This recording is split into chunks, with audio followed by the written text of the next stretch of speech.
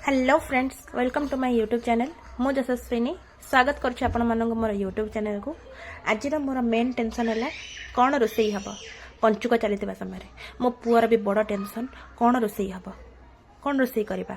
हाँ सी किसी जाने खाली हसीदब मोर कि मुंडे बहुत बड़ टेंशन कौन रोसई करी। ठीक अच्छे चलतु मु आज करी आलू टमाटर झोल जोटा कि प्रत्येक ओडिया लोकंकर घरे घरे परिचित।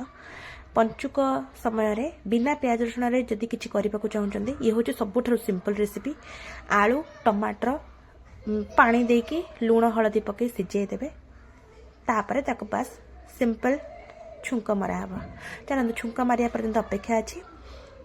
एबे आलू टमाटर बसै देछि, हळदी गुंड आ लूण पकई देछि।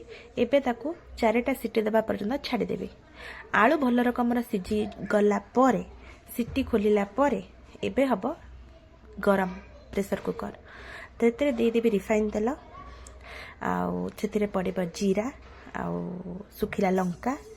छुंक मारी साइला परे तरकारी को अजाड़ी देबी। सिझा होइतिबा तरकारी को सेतिरे दे देबी जीरा गुंड आउ लंका गुंड। बस हे गला हम तरकारी रेडी। पंचुक समय रे सकाळ खराबेला राति रे 3 टाइम रोसई चिंतार एटा होची मो पाई के सबुठो सिंपल आउ सहज आउ टेस्टी खाद्य।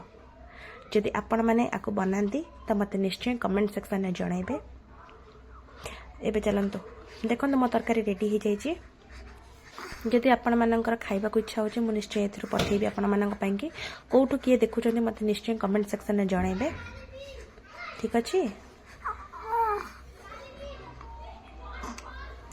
ओके, यही तरकारी बने खातु आ मते विदाय जंतु। रहिली, धन्यवाद।